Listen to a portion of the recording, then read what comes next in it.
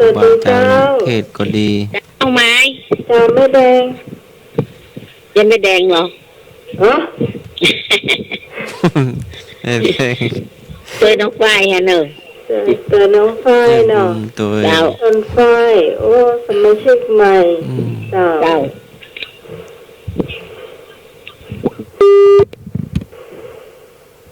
อันนี้โทรศัพท์เหลือเครื่องเดียวเครื่องมันเหม่อเจ้า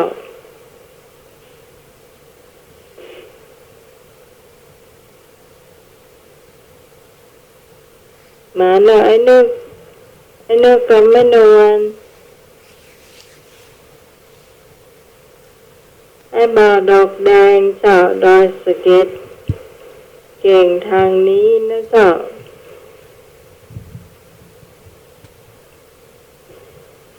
เจอเนอะที่จะตอบพุทธประวัติเจ้า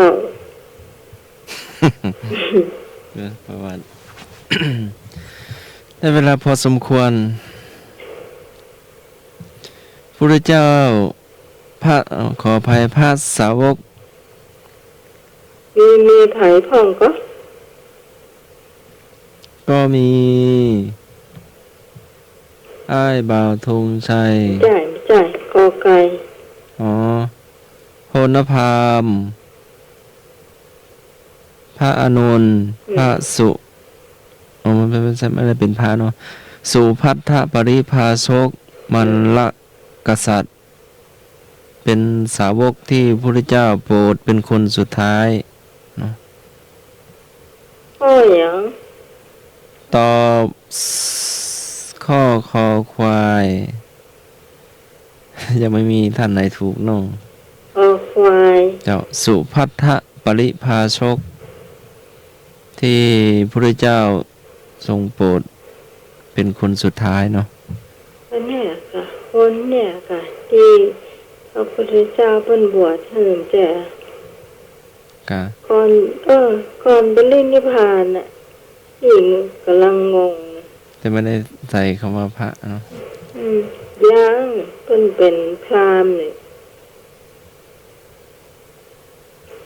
ก็เป็นพราหมณ์ยังไม่ได้บวชเนาะคำถามพุทธวัตรข้อที่2ถามว่าพระพุทธเจ้าทรงให้ผู้น้อยเรียกผู้ใหญ่ว่าอย่างไร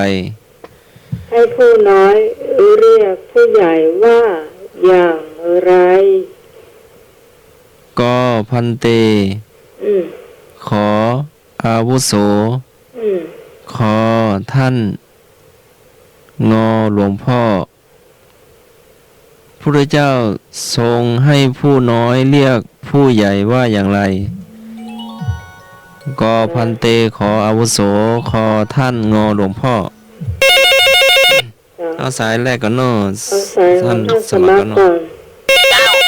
เจ้าพันเตเจ้า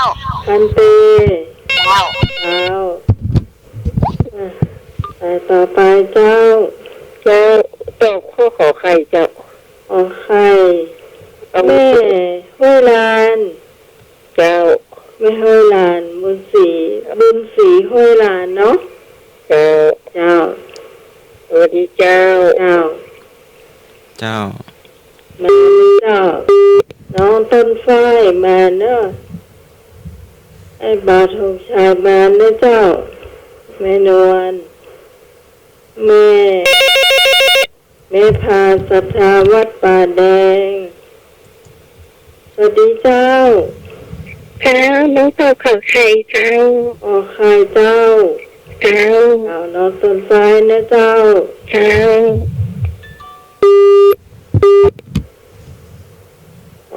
่นะเจ้า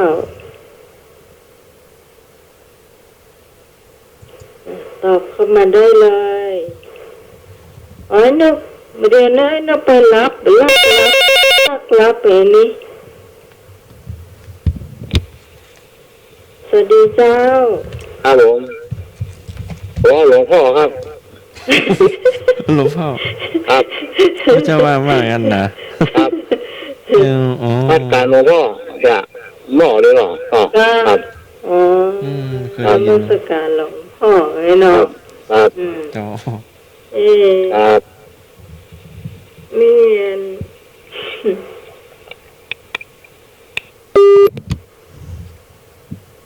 ก็ไก่อย่างก็ ก็ไก่พันเตแปลว่าผู้เจริญ ก็ไข่ อาวุโสข้อคอท่านข้องอหลวงพ่อ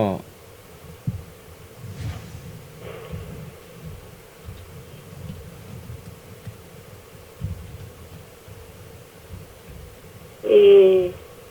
พระพุทธเจ้านี่สอนเรื่องห้องนะฮะ อาวุโสคือผู้มีอายุมากหรือมีตำแหน่งหน้าที่การงานสูง คำว่าพันเต แปลว่าผู้เจริญ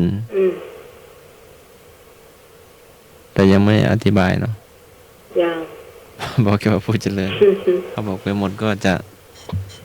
คิดเองเนาะเราคิดเองเรามาตอบได้เนอะ เจ้า จ้าน้องไหม แม่นวล แม่นวลเอาคอไข่นะจ้า ขอไข่เนาะ ขอไข่นี่ เจ้า ขอไข่นี่ เจ้า อาวุโส เจ้ามาให้บ่าวธงชัยมาเลยให้บ่าวธงชัยเข้ามาเลยเจ้า เป็นคำของพระพุทธเจ้านะเนาะ เป็นเกี่ยวกับพระสงฆ์เนอะ น้องไหม เจ้าแม่ เป็นแม่นวลเนอะ ตัวแม่นวลขอไข่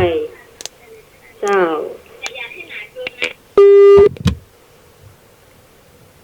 มาแม่บุญศรีห้อยลายเลยเจ้า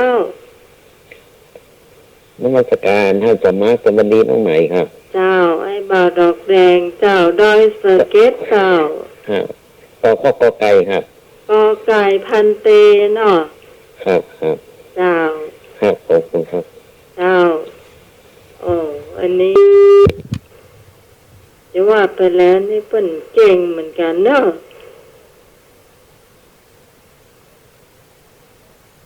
โทรเข้ามาได้เลยเจ้า ไอ้บ่าวธงชัยยังไม่ได้โทรเต้อ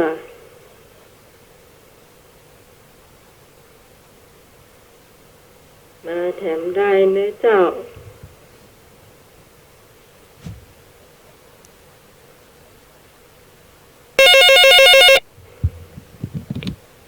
ฮัลโหล เจ้า ระหว่างขอไข่กับไก่ครับขอไก่กับขอไก่ครับ ได้เลย เรื่องเลยเจ้า เอา เจ้าตั้งสองก็ไปได้เนาะ ตะกี้อ้ายหยัง ให้บ่าวธงชัยเจ้า ก่อนได้เบาคงใส่ ให้บ่าวดอกแดงเจ้า ให้เบาดอกแดง โอ้ตอนนี้มีน้องต้นฝ้ายเข้ามานะเจ้า ครั้งแรกเนาะสายแรก เดี๋ยวเราก็จะเอาไว้ทีมไหน เดี๋ยวคงจะว่ากันนะเจ้า หน้าไม้เลือกให้เลย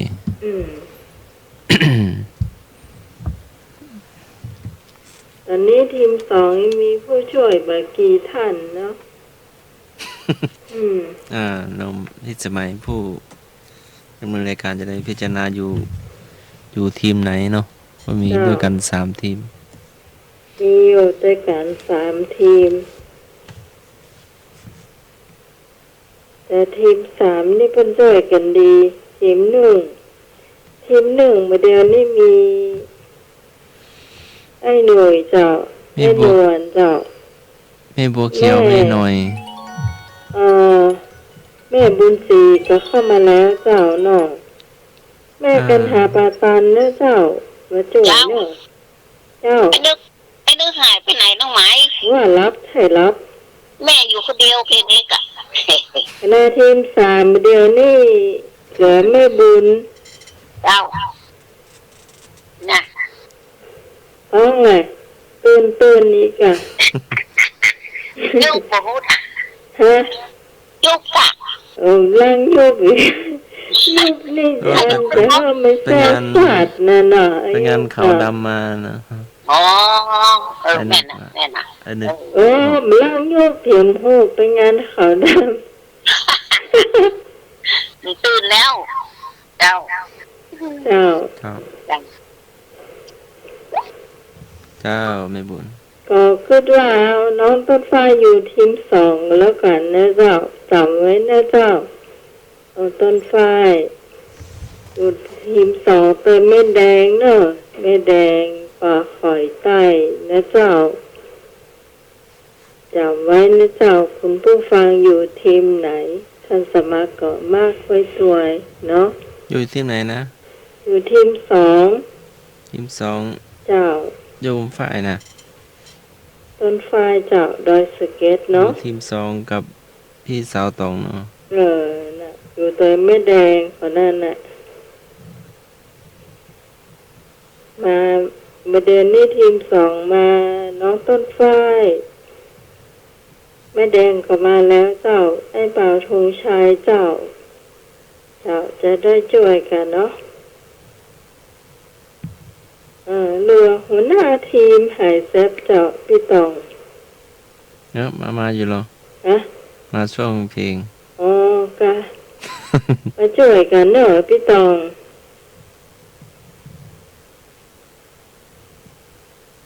เมื่อกี้เมา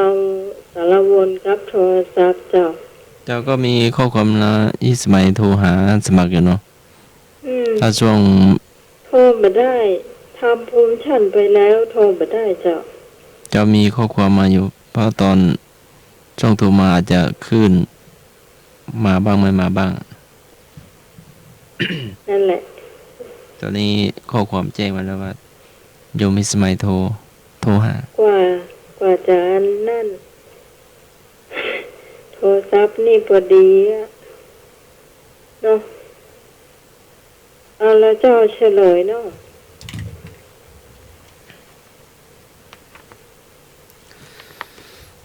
เฉลยพระพุทธเจ้าทรงให้ผู้น้อยเรียกผู้ใหญ่ว่าอย่างไร ข้อที่ถูกคือพันเต อันเตนนะเจ้า ผู้เจริญคำที่พระผู้น้อยหรือที่มีพรรษาน้อยกว่าเรียกพระผู้ใหญ่ หรือที่พระผู้ใหญ่มีพรรษามากกว่า เป็นคำที่คฤหัสถ์ชายเรียกพระสงฆ์ในอินเดียชาวบ้านเรียกกันว่าพันเตในภาษาบาลี ไทยคำว่าอาวุโสมีความหมาย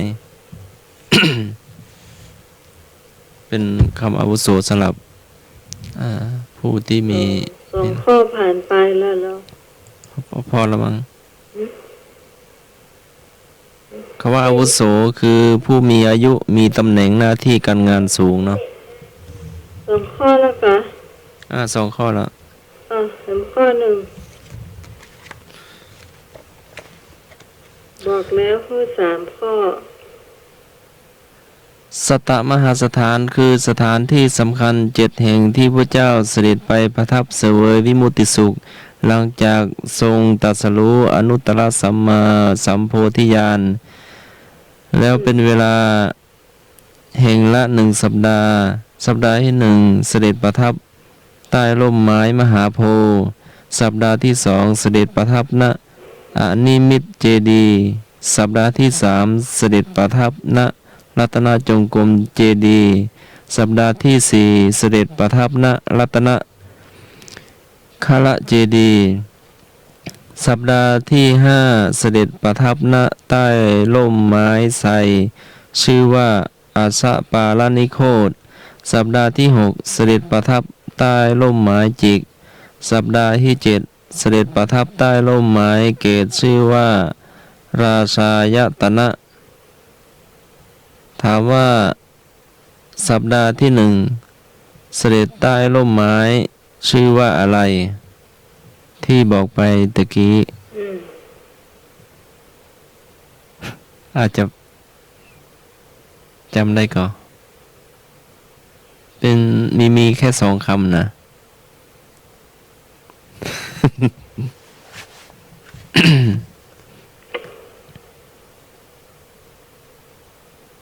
จำได้ก็เจ้า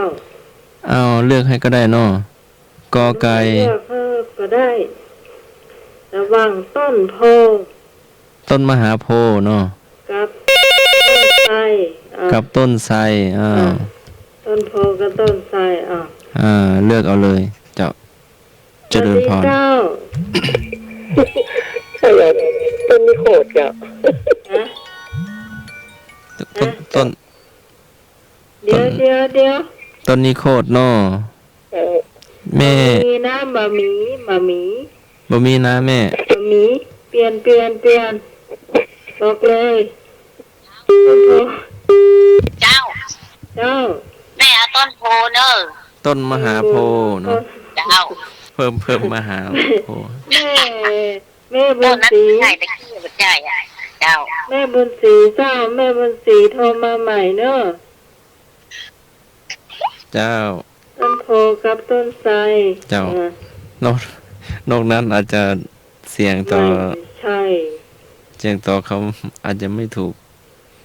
คือไม่ถูกกันเนาะ เอามาสั้นที่สุดแล้วก็ ตั้งให้2 ข้อละน้ำใหม่ก็เลือกให้ละ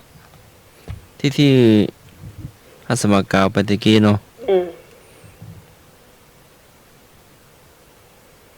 คงไม่ฟังอีกรอบแล้วมั้งเนาะ เจ้าเจ้า เพราะว่ามัน4 ทุ่มจะขึ้นแล้วเนาะ จะได้ไปช่วง อาหาร เจ้า สวัสดีเจ้า จ้าน้องไม้ จะไม่นอน แม่นอนแต่แม่บุญนะจ้า แม่นวลตัวแม่บูน จ้า เอาต้นโพ ต้นมหาโพธิ์ แม่นอนเจ้าไปไหนเจนเนอร์มาเลยน้องต้นฝ้าย ทีม2แม่แดงเจ้า ครับผมครับ เจ้า เอา2 ต้นได้ครับ ไม่ได้เจ้า 2 ต้น 2 ต้นไม่ได้ สอ เจ้า งต้นกา เมื่อวานอยู่มหาโพเมื่อคืนอยู่ต้นไทรอ่ะครับ มีใบ มหาโพครับ ต้นหาโพเนาะ ครับ เอา2 ต้น เจ้า มาจอยบาดอกแดงโทรเข้ามาได้เลย ให้บ่าวดอกแดงอ้ายธงชัยทุกท่านเลยเนอะเจริญพร สวัสดีเจ้า เจ้าต้นโพเจ้า ต้นโพ ต้นมหาโพธิ์ ดอกฝ้ายต้นฝ้าย เจ้า เจ้าฝ้ายดอยสะเก็ตแน่เจ้า มาแถม1เจ้า ฮัลโหล เจ้าไอ้บ่าวอะ ต้นโพ ต้นโพ ต้นมหาโพธิ์ เจ้า อ้าย ธงชัย อ้ายธงชัย อ่อนเจ้าไม่ธงชัยไม่อ่อน แม่บุญศรีเรียนเจ้าเรียนได้เนอะ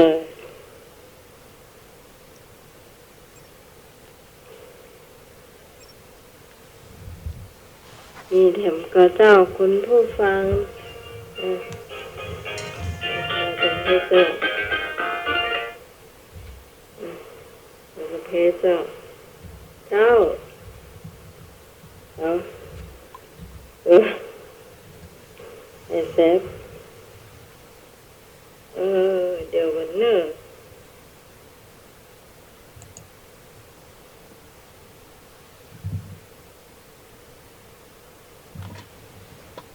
ใช่เซฟ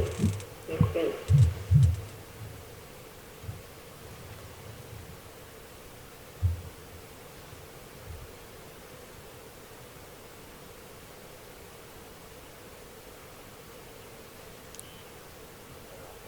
เจ้า เจ้าน้องหมายเจ้าแม่พาเจ้า แม่พา เจ้า โอ้ยแม่พาโทรเข้าตำพูดมาได้กะ อ๋อมันเมื่อยนะเมื่อยเหรอเจ้า เบอร์052 อ๋อเบอร์เดิมเนาะ เจ้าพอดีมันเหลือสายเดียวเจ้าเบอร์เป็นยังโทรเบอร์ของน้องใหม่ก็ได้เจ้าแม่พาตอบข้อไหน วันที่แม่พาแม่โทรเข้าหาแม่ใหม่ ฮะ ใหม่อะเนาะ เจ้า 092643เจ้า เจ้าขอโทษเจ้า เอาบ่เป็นหยัง เป็นหยัง เจ้า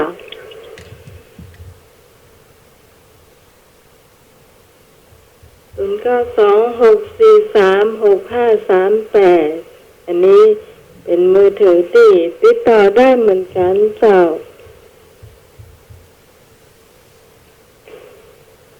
หรือว่าอยากตัววันธรรมดาเรื่องใหม่มาได้จัดรายการง่อมเงาก็โทรเข้ามาได้นะเจ้าช่วงนี้คุณผู้ฟังอาจจะไม่ค่อยได้ไปไหนนะเจ้าอยู่กับบ้านกับจองบางคนนี่ทำงานอาจจะเครียดนะเจ้าเนาะ เจ้า ไม่ค่อยได้ไปไหนแล้วก็สบายๆกันแล้วกันทำไปยะคุณผู้ฟังเครียดนะเจ้า ไม่อยากให้เครียดเนาะ เอาแล้วเจ้าให้เฉลยบ่เนาะ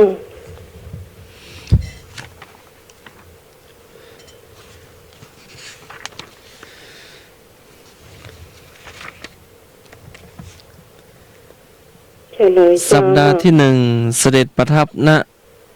ใต้ร่มไม้มหาโพธิ์ เจ้า ต้นไทรนี่สัปดาห์ที่5นี่ เจ้า เสด็จประทับณใต้ร่มไม้ไทรชื่อว่าอาสะปาละนิโคต ที่แม่บุญศรีเพิ่นตอบนั่นแหละใช่แต่นะแม่เนาะอันนั้นสัปดาห์ที่5ก่อน เจ้า ต่อไปเป็นอาหารการกินเจ้าคุณผู้ฟังท่านไหนทำกับข้าวได้โทรมาได้เลยเจ้า แล้วอย่าเพิ่งไปไหน มีเจียมีอย่างเจ้าไปรับไปนอนกับเตื้อก็อยู่เป็นกู้เป็นก่อนนะเจ้า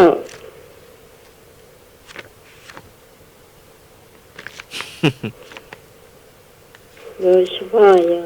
นี่เจ้าฝึกสมองเอาตัวให้บุญมาก่อนเลยเจ้า จะโทรเข้าทางสายท่านสมัครก็ได้เนาะต้องดูเบอร์ท่านสมัครก่อนว่าเข้าได้ก่อนเราได้อยู่เจ้า ไม่บุญมาแล้ว ได้ยินล่ะ เจ้า เจ้าตอนนี้แม่ตำน้ำพริกนึ่ง พี่หยา น้ำพริกมันถั่วเน่าเคยกินก็ เคยจ้ะ ลำเนาะตำแล้วเอาคั่วเอาเจ้าไปเลย เจ้า เจ้าแม่เอา โอ้ คั่ว ช่วงนี้มันจะมีอย่างก็ต้องกินไปเนาะ เน่นเจ้ากินไปก่อน เจ้า แล้วก็ปะมาถั่วเน่าแล้วก็มาตำน้ำพริกข้าวหมก เจ้า เจ้าแล้วก็เอาพริกแห้งเนาะพริกแห้งคั่ว เจ้า พริกแห้งคั่วมันหอมไม่ต้องเอามันไหม้แล้วไปเนอะมันหอมๆนะ เจ้า เอาถั่วเน่าก็ได้ถั่วเน่าห่อก็ได้เนอะถั่วเน่าแผ่นไม่เอาถั่วเน่าแผ่นเอา อ๋อ เจ้า แล้วเราแผ่นเรามาพิงกะ เจ้ามันทีเนี่ย อืม มันหอมเนาะ เจ้า อันนี้เราก็คั่วพริกมันหอมแล้วก็คั่วเอาหอมบวบเตรียมมาคั่วเนอะเอามาได้จีเนาะ เจ้า ทำเอาคั่วเนี่ยก็อันมะขางอ่ะ อืม คั่วก็ใส่น้ำไปหน่อยให้มันสุกข้างในเนาะ อืม คั่วจนน้ำมันแห้งแล้วก็คั่วบอกมันอันมีไม่ไหม้หน่อยนะเจ้า อืม แล้วก็เอามาตำพริกก่อนจนเอาก็พิงไว้อย่าเตรียมไว้ก่อนเนาะ เจ้า เอาพริกมาตำเอาหอมมาตำใส่เกลือให้หน่อยเจ้าแล้วก็เอากะปิใส่ให้หน่อย เจ้า เพราะเขาจะคั่วอยู่ห้องแบบปิ้งอะเนาะ เจ้า เจ้าตำเมื่อมันเรียกๆให้หน่อยเจ้าเรียกเสร็จแล้วก็เอาถั่วเน่าน่ะแผ่นถั่วเน่าแผ่นตามตัวน้ำพริกขนาด เจ้า ถั่วเน่าสัก2 แผ่นก็พอแล้วค่ะเจ้า ใช้นักก็ไม่ได้เนาะ เจ้าเหม็น ถ้ามักพริกก็ต้องใส่นักใส่น้อยเดียวเจ้าใส่นักมันจะเผ็ดเจ้า เจ้า ก็ตำน้ำตาลแล้วก็เอาไอ้น่ะโรตีใส่ให้หน่อยกนตั้งหม้อขางแล้วหอมก็เอาสว่านน้ำมันกำ เจ้า แล้วใส่น้ำมันนักเลยน้อยเดียว แล้วก็ควักน้ำพริกน่ะเอาคั่วมันแห้งเนาะ เจ้า แห้งเสร็จแล้วก็ปิดไฟตักออกเสาะพักนะครับแหละ อืม พักดิบก็ได้เนาะพักลวกก็ได้เนาะ เจ้า พักอย่างก็ได้หมดอ่ะโอ้พักละซับเปิงเนาะ ก็ พักละเอาลวกอ่ะ เออ แม่มาลวก ซื้อจะไปลวกแล้วจะติดกาด มากับลำก็ โอ้ เก่า ถ้าน้องใหม่มีพักกระถินมีพักกั้นเถิง น่ะพักหม มี ดแล้ว บั ก็ ตร ได้ ทั่วมีบัตรแสง มีก็พักละกาด เจ้าอากาศก็มี เขือมื่นที่เพิ่นมีขายนะต่างแพงๆมัดเนี่ย อืม มัด5 บาทอ่ะ เจ้า ซื้อกาดอ่ะกับ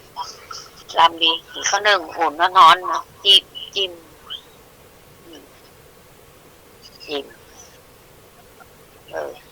จบละน้ำพริกแล้วละไอ้มีน้ำพริก น้ำตาไหลก่อน อย่างก็ น้ำตาไหลก่อนแม่ มาไหลห้องเจ้าเพชรจนน้ำตาไหลล่อเอาใส่พริกน้อยเดียวห้องมากเพชร น้ำตาย้อย ถ้าพริกเพชรนี่ไหลแน่ฮะนี่มากเพชรใส่พริกน้อยเดียวอีกข้าวนึ่งเนอะบางคนเป็นมักข้าวเจ้าเบอร์ข้าวเจ้าก็ได้น้องใหม่เนาะ เจ้า แล้วก็เอามือเปิบนี่นะเอามือหยุ่มเอานะอ่านเปิ้นกินอ่ะเป็นดีล เพราะถ้าไม่ได้กินแต่เปิดหน้าอย่างนั้นนะ ำจี้ทอดกับก็ได้เลย มันจะติดมือเรากะ จี้ปิ้งเจ้าเดี๋ยวละน้ำพริก น้ำพริกหัวหนาวกับพักตัว ฮะ น้ำพริกหัวหนาวกับพักลวก ผักลวกเจ้ามาลวกกับผักกระถินนะคะผักสดเจ้าไม่นวลเนาะไม่นวลรับละเอาอย่ามาแกง เมนูไอ้หนุ่ย เจ้า เจ้า แม่จบแล้วเนาะ เจ้า เจ้า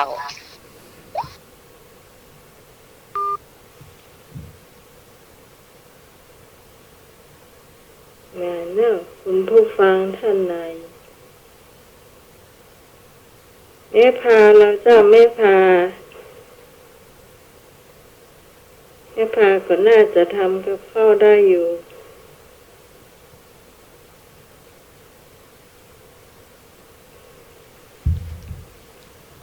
ทุกคนทุกท่านนะเจ้าที่ทำกับข้าวเป็นเอาเปิดโอกาสให้นะเจ้าว่าจะทำอย่าง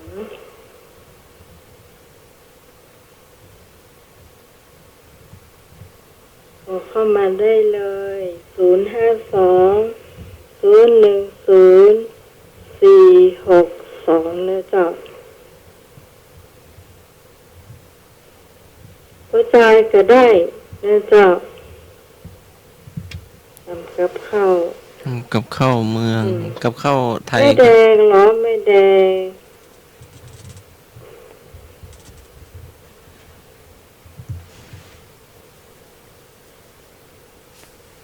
น้องต้นฝ้ายแล้วเจ้าเอาต้นฝ้ายต้มมาแม่ได้ก่อน ได้อยู่ค่ะ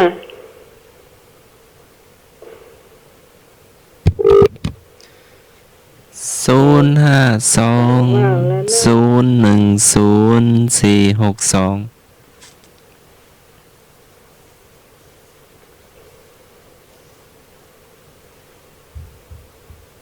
แต่ว่าแล้วเจ้าขอเข้ามาได้เลยแม่นวล พี่ตอง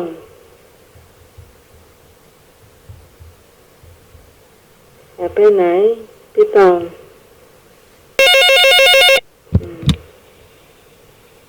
ครับผม เจ้า ช่วงนี้อยู่บ้านนอนเนาะ เจ้า พอซ้ายพอขวาเมียป้าหรือก็ติดอ่ะ พอซ้ายพอขวา สแกนนะ เจ้า แกโม่มาบีนะครับเอาต้องซ่อมนะปอกเปลือกเลยว่าเอาฟ้านเป็นบางๆอ่ะ ฟานนะ บางๆนะ เอามาตับอ่ะต่ำเลิกก็ตั้งนะใส่พริกใส่นั่นเอาต้องครบเครื่องอ่ะต่างพริกนั้นต่ำก็ติดแบบพื้นเมืองอ่ะเนาะเอาต้องใส่บะเขือส้มเอามีตัวดีนี่ก็ต้องใส่ถั่วงาหน่อยครับปูเป๋อแล้วก็ละนุ่มหมีละเนาะ นี่แบบเมืองเนาะ ครับเอาปูเค็มไม่ได้ใส่ละเนาะ เจ้า มาปูดิสโก้เบาละแล้วก็มันก็หันว่าครับน้ำเหลืองส้มดิสโก้อะ เป็น ปู ตัว น้อยเขาจ้งแก่ว่าเต้นง่ายๆเมียบอ่ะทำส้มมาตอนครับมีข้าวนึ่งเนี้ยเนาะปลาทั่วเนี้ยถ้ากระถินเนี้ยเนี่ยครับปูน้ำลายปูสุดท้ายแล้วครับ กินมะละกอทุกวันนะกินแล้วสายตาดีอะเพราะว่าเมืองว่าเราครับลำนะ ตำส้มนี่มันถ้าเมืองนี่มันจะต้องใส่บะขาม ครับ ว่าอย่าใส่มะนาว มะนาวดีกว่าครับมะขามมันตั้งขามเขี้ยว หรือว่าเมืองนี่หรอ เมืองก็ใส่มะนาวพริกแป้เบาอะไรครับพริกแป้นี่นิ่วนะ เจ้า หอม เพชรเด้อ ครับก็เปิงว่า ใส่หมอกสกามเนี่ยเนาะ ครับหมอกสบายโมงบ่ายสองนะพัทรา ทำต้องใส่น้ำหมอกกามมาเนาะ ครับหมอกสามเนี่ยปลาทั่วเงาปลากระถินเนี่ยโอ้เนาะเข้าอะไรวะล่ะเข้าฮ้อนๆสักฮ้อนก็ได้เรื่องมันเช้ามันเย็นแล้วล่ะ ใส่กระติกไว้กะ ครับ ใส่กระติกไว้ ก็เข้าติดมือแล้ว เข้าติด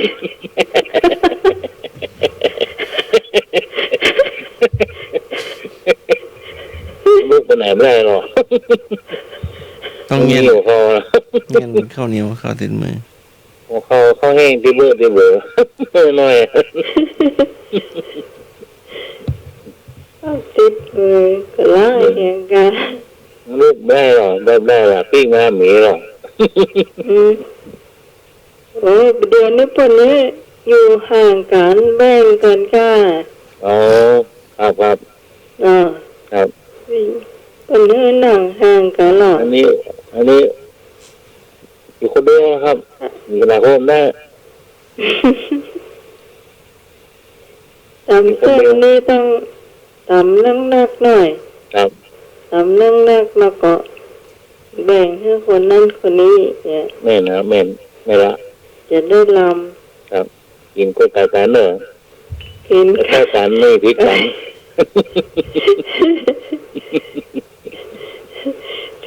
ท่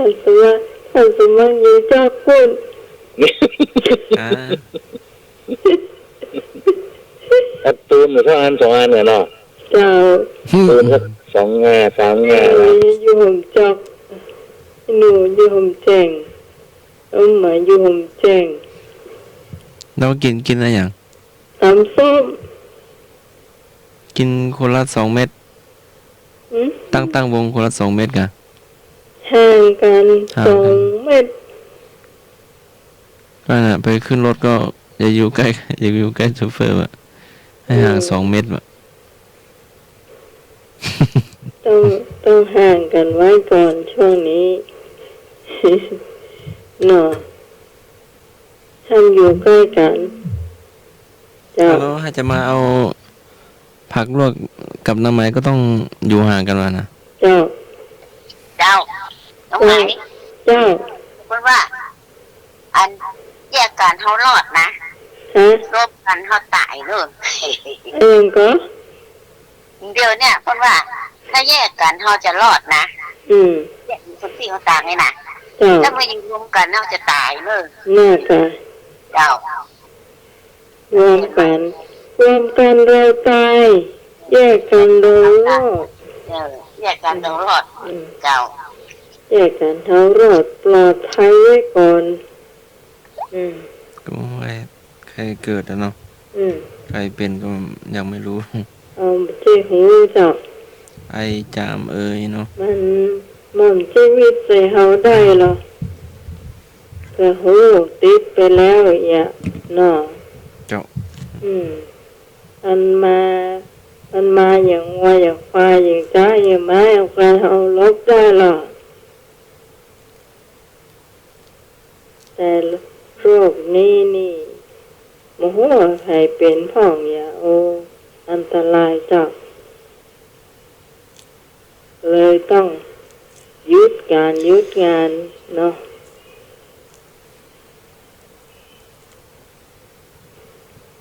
เจ้าไอ้หน่วยวางสายแล้วก็วางไปแล้วเนาะ ยังไม่เห็นกดวางสายนะ อะ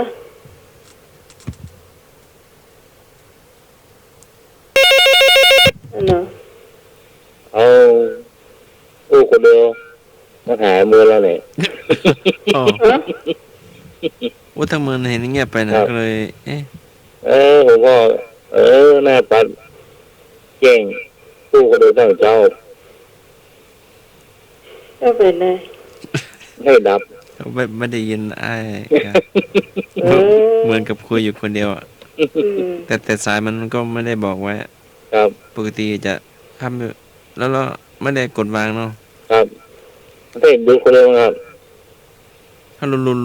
ดแล้วโทรศัพท์ก็ไม่ได้บอกขั้นสมัครอ่ะ เนี่ย เราก็นึกว่าไอ้หนุย ให้ ดู กู สายนะครับ ให้มือเมือนง่ายอยู่เงินกว่าแม่หรอ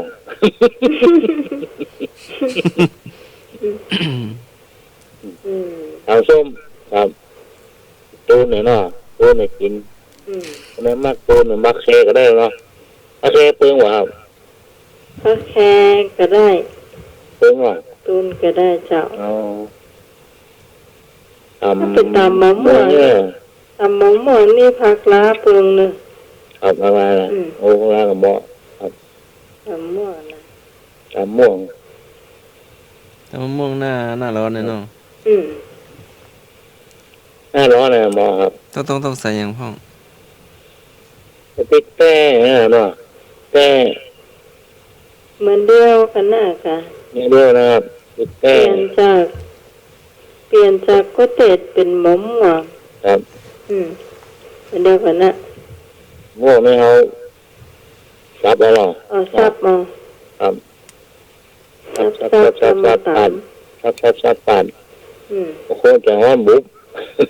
โอ้มันลำอย่างนั้น โอ้เดี๋ยวเหรอ บุ๊กก็แล้วหมดค่ะ ครับเสื้อคนดีเหรอบุ๊บเอาเสื้อคนดีซับเนาะ อืมอืม หมูม่วงหน้าฮ้อนเลยครับ แล้วใส่มะม่วงอย่าง ครับครั มะ บ ม่วงอ่อนมะม่วงแก่ ม่วงบอกแอนนะครับ มีแกนหรือยังหรือว่ามะม่วงสุก ม่วง โอ้ ม่วง มัน ยิบนะครับ เป็นลำเยอะ เรา ม่วง เอา ชุดต่างกันหน้าม่วงดีกว่า เราเอาไม้เศร้าแม่นเอามะม่วงหรือว่าเอาหนังสติ๊ก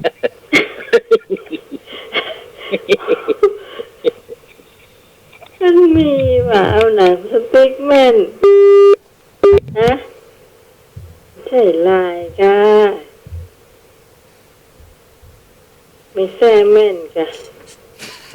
ไม่ใช่แม่น อืม มาหำหนึ่งสายนะตั้งท่านสมัคร อ้าว เอาไหม เจ้าแล้ว เขาหนังสติ๊กยิงเอาอ่ะโดนอ่ะ เออ เขายิงเอาแต่หรอ เจ้า ยิงใส่ลูกมันลูกยิงพ่นมัน ขนาดนั้นนะ มันก็กับหน่วยมันก็ได้ อืม มันตกมาถึงแตก โอ้มันหน่วยมันไม่ตกใส่หัวเรากะ ผมไปตกเสียไหนเอาไปติวปืนมันนะกะ เอาบางคนเด็กวิ่งไปรับเอาอะ เออ เรามันวิ่งเลยไปก้า นับ มะม่วง ได้ ตกใส่หัว ก่อนมันตกดินนั่นนะแล้วมันก็ตกใส่หัวแล้วกัน แล้วมันตกมาใส่ขี้หัวเรา เมื่อกี้ละ มันอยู่ใต้ต้นใต้ข้อกวัวต้นมะม่วงอยู่ใต้ข้อกวัวข้อควายนะครับ มันมีมันมีรา คณะ คาเนาะ ของท่านสมัครก็ แต่ว่าท่านสมัครนั่นแหละ เจ้าไม่แดง เจ้าแม่แดงมาสายน้ำใหม่เนอะ เจ้าฮัลโหลฮะ คุณละ เจ้าแม่แดงมาสายน้ำใหม่ เจ้า ทำกับข้าวไม่แดงจะทำอะไร แกงยัง ทำส้มไม่หนุ่ยก็ทำน้ำพริกไม่บุญก็ท ตำน้ำพริกถั่วเน่า ำให้บุญตำน้ำพริกถั่วเน่าไม่จะทำอย่างดี ช่วงนี้ไข่กับแฟนน้องใหม่เนาะ ใช่ เขาแม่จะยำไข่ได้ก่อน ได้เอา ต้มไข่แล้วคนยำอ่ะ เจ้าย ำไข่นะไข่ดาวค่ะ เราก็เอาพริกลาบธรรมดาเนี่ยนะใส่เอาไม่ได้ออกไปไหนเนาะ แม่บุญถามว่าไข่ดาวกะ ยำไข่ดาวเอาต้มมาดีกว่าถ้าไข่ดาวนี่จะเป็นถ้าไข่ดาวนี่มันจะเป็นไข่ที่เอาต้มจืดต้มอย่างนั้นค่ะอันเราจะยำมันเอาไข่ต้มแล้วเนี่ย อ๋อแม่นบ้านน้องก็ทำอย่างนั้นแหละไข่ต้มแล้วเจ้า ก็เอาได้ออกไปไหนเนาะเขาก็ใส่อันข้าวไทยใส่หอมป้อมเนี่ยค่ะซอยหอมหลวงก็ใส่เนี่ย เจ้า ทำอยู่นอก แล้วเวลายำเนี่ยแม่ใส่พริกลาบกะ ใส่พริกลาบอ่ะเพราะว่ามันง่ายดีอ่ะ เจ้าแม่นบ้านน้องก็ใส่พริกลาบเนี่ย น่ะง่ายดีใส่ข้าวไทยใส่หอมป้อมใส่ต้นหอมเนี่ยมันจะรับแผ่นพริกไก่เนี่ยนะ เจ้าแม่ แต่เอาไข่เอาเนาะ เจ้า มันก็กินแบบประหยัดเนาะไข่ยังแปลงเดียวกันไป5 บาทก็ต้องไหม แน่นอน เจ้า มัน เรา มี ต้มเรามันต้องผ่าได้เดียวนี่ไปที่มากี่คณะมันเนาะ อันนั้น แบบประหยัดเนาะ อันนั้นค่าเกินไหมก็หา แม่ก็ไม่ได้ไปไหนเดียวอยู่กับบ้านเนี่ยเนาะพันยังดาพันอย่างลวกไปแต่ครอบครัวเนี่ยก็เอามันพูดสูงอายุนอนน้องใหม่เนาะ เจ้า70ปลายเปิ้น ความ เปิ้ กาน รทานนอนน้อยเนาะ 70ปลายเปิ้นว่าเอาคืนไหน แล้วแม่ก็บอกลูกว่าแม่ไปได้อยู่ก็หาเป็นยายส่วนอายุ70น้องแม่มัน70ฝ่ายมันเลยไปละไอ้เนาะให้สมบูรณ์ดีน้องใหม่มาม่าอย่างเนิ่นน้องใหม่ เจ้า เขาลวกมาม่าเนาะลวกมาม่าแล้วก็ลวกไว้แล้วก็เขาก็เอาใส่ไข่เนาะเอาไปตีไข่ก่อนแล้วก็เอาตีไข่แล้วก็เอาเครื่องที่เอาลวกมาม่าไว้นะ เจ้า จะเป็นต้มยำก็ได้ เป็นหมูสับก็ได้เอาข้าวใส่ไปใส่แล้วก็ตีแล้วมาม่าเขาใส่แล้วก็ใส่หมูป้อมน้อยนึงกินเป็นประหยัดเนอะละอ่อนชอบน้อยคนเท่าก็ชอบแล้วก็ตักหม้อน้ำมันเท่าทุกใหญ่แหละ ไม่มากๆมาก ตั้งหม้อน้ำมันฟอกมันเดือดมันทำงานร้อนๆเนาะเอาของมาม่าที่ผสมมันเอาลงไปใส่ก็ทอดไป ๆแบบจะหมดเรื่อง ใส่ เลย หมดมาเนี่ยนะ เจ้า เจ้า โอ้ลำเนี่ยนะน้องไหม เจ้าบ้านน้องนี่วันใดน้องสาวทำแล้วมาม่าของแบบญี่ปุ่นอ่ะทำอ่ะใส่หมูยอด้วยนะ เจ้า เจ้า อันนี้ก็ใช่อ่ะมันประหยัดหรอกไข่2 แกนก็เพราะแบ่ง5เอาแล้วเราตัดแบบพิซซ่าเนี่ยเนาะทอดมันน้ำจิ้มราดเนี่ย เจ้า ได้ยังกินก็เข้าเลยน้องไหม จ้าโอ้ เขา เขาอยู่เพื่อกินหรอกมันยิ่งกินเพื่ออยู่เนี่ย ก็มาแม่มันก็ต้องอิ่มแล้วแม่ยังไปกับข้าวอยู่ แต่บอกใหม่นะอะไรก่อน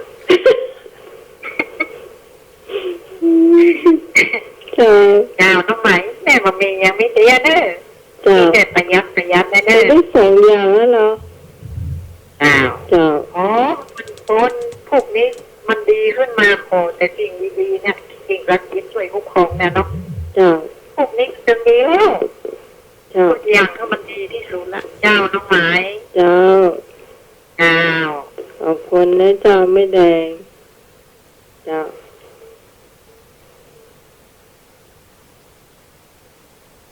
ยำไข่กับผัดมาม่าจ้ะคุณผู้ฟังท่านไหนมีรูปแบบที่ผัดมาม่าที่แบบเหมือนแม่แดงก็โทรเข้ามาได้เนอะโดยเฉพาะน้องๆนะเจ้าที่ฟังรายการนี้หรือว่าเป็นพี่ๆนะเจ้าฟังรายการนี้โทรเข้ามาได้นะเจ้าสวัสดีเจ้า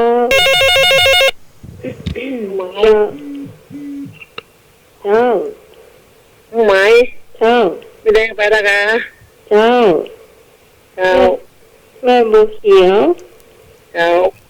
ได้ยินเสียงมาแดงทุกคืนวันพูดเดิมมาโทรมาติดเจ้านะได้ยินเสียงตัววัน จ้า พูดเจ้า วันนี้แม่บัวเขียวจะทำอย่างดี เจ้า ทำกับข้าวอย่างดี ข้าวยังวันแรกนี่เมกน้ำพริกมะเขือส้มจี อ๋อเนี่ยได้จ้ะ ลวกมะเขือเครือ อ่ะ ต้มอะไรต้มมะถั่วเหลืองครับจะลำเลย มีอย่างพ่องอ่ะวิธีท วิธีทำมีอย่างพ่อง ก็มีมกข่ามาชิ้นพริกตำทีหอมแดงหอมขาวตำ จ้ะหอ แล้วก็ พริก มะเขือ นี่ ส้มใส่ เป็น เนี้ย พริกนี่เป็นพริก ครับต้มมะถั่วเหลืองครับอย่างเงี้ยวันไหน เป็น จะ เป็นพริกหนุ่มเนาะ พริกแห้งครับ พริกแห้งจ้ะ พริกแห้งครับ อ๋อ จริงพริกแห้งค่ะจีหอมแดงหอมขาวเนี่ย จ้ะ แค่ปลาทูเน่าใส่หน่อย อืม จ้ะ ตัว แล้วก็ ตัวข้าได้ยินว่าเป็นพริกแห้งนะ จ้ะ ผู้แต่จะได้ยินเป็นพริกหนุ่มเนาะ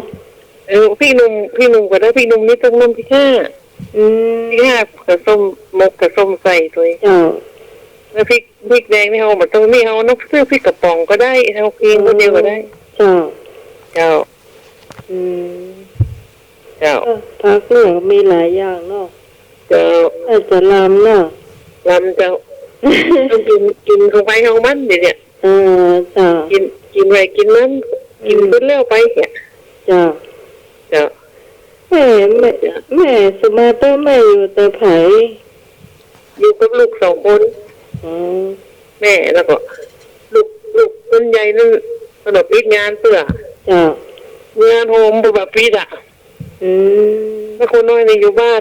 ในการกับน้ำส่งน้ำ เจ้า เจ้า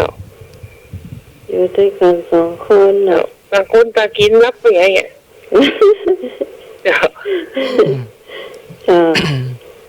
ไม่แด อง ยู่บ้านกับแม่อยู่บ้านมาวันไหนอาการบ้านบ้าง ล้างมือบ่อยๆเนาะ ตัวรับจ้างบ้าง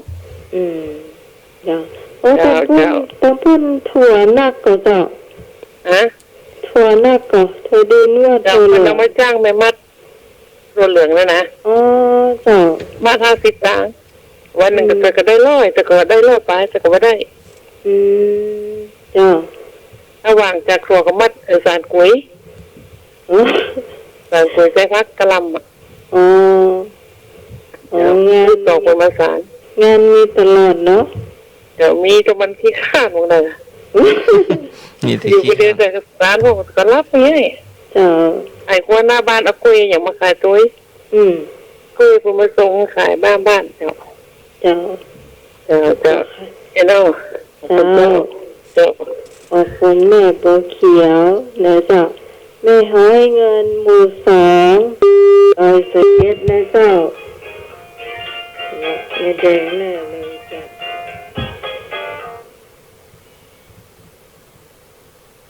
เจ้า แม่บัวเขียวกะ เจ้าต้นไฟนะ แม่บัวแดงถามหาเด้อป้าแม่จ่องนี่ป้ามีบัตรแต่งลายอย่าง ฮะ ป้ามีบัตรแต่งลายหรอแต่ก่อนแม่ก็ไปซื้อกล้วยซื้ออย่างมาตาวันอยู่นะ อ๋อ แม่ไปซื้อกล้วยก็น่ะมาขายบัตรแต่งลายก็น่าขนาดอะ กาไม่ได้เป็นว่าถอนหน้าอ่ะถอนหน้าเป็นมัดขายมัดเป็นมัดอ่ะ ยัดมอนนัก10 กว่าปีแล้วแม่ไม่ได้ไปกับคุณอ่ะ เจ้า แม่บัวเขียวก็ตำน้ำพริกกะ ตำน้ำพริกอันที่มีถั่วเน่าจีใส่อ่ะถั่วเน่าจีว่ะส้มจีใส่ โอ้ลำเนอะน้องไหม เจ้า ของแม่บัวเขียวก็เดียวแม่บัวแดงจะเอารถเครื่องไปแล้วจะเอาข้าวนึ่งเอาแค่หมูเนาะ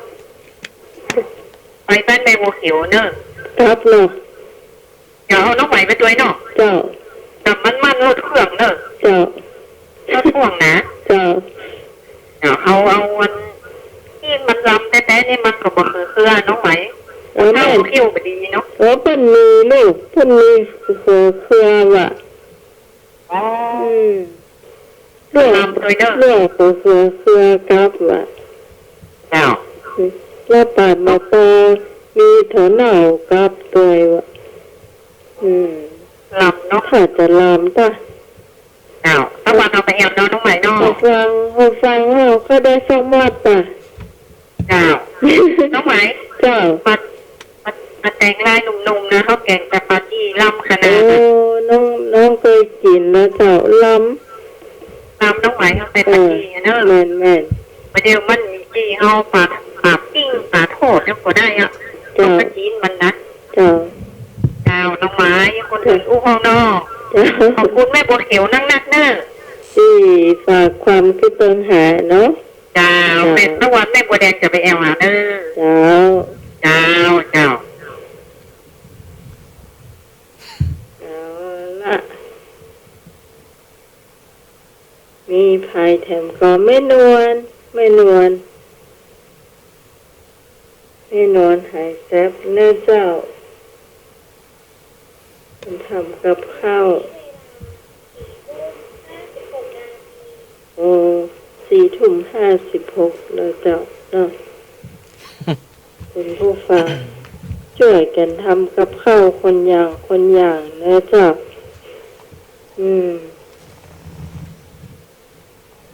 มีใครจะทำต่อมีแถมก็เจ้า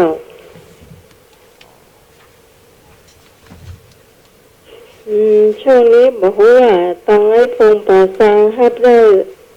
อย่างเนาะ4 ทุ่ม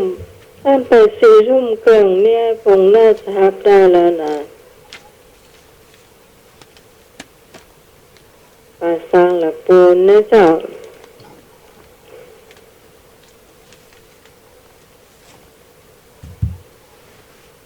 แล้วช่วงต่อไปเราจะเป็นเหล่าเจียนะเจ้าท่านสมัครเล่าก่อนเลย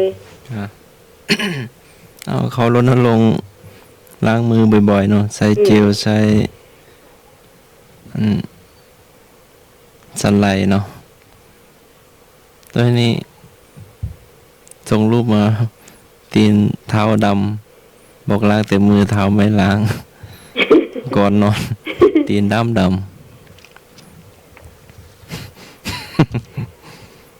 ต้องล้างมือต้องอยู่ห่างกันต้องใส่แมปหรือว่าใส่ผ้าปิดจมูกเนาะปิดปากปิดจมูกเนาะ จบไป1 เรื่องเนาะ ไปไหนมามันก็ต้องล้างเนาะล้างทั้งหมดเป็นเจ้า ล้างก็มือเท้าดำปี เอาจบไปหนึ่งเรื่องอีกเรื่องก็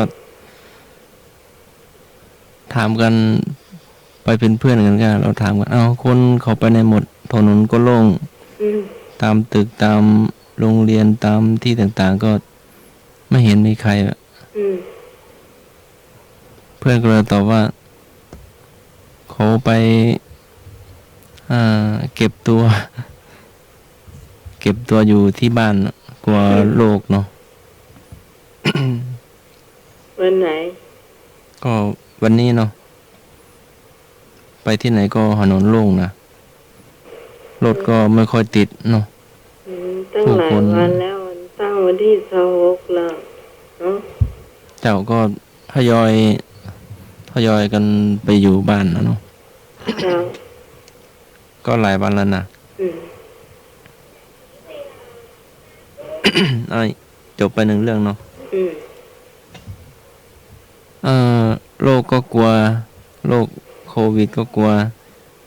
ก็กลัวเงินวิดด้วยตัว เหมือนเพลงไง กลัวเงินไม่พอใช้เนาะ โอ้ก็ปิดเมินเหมือนกันนะเจ้าเนาะ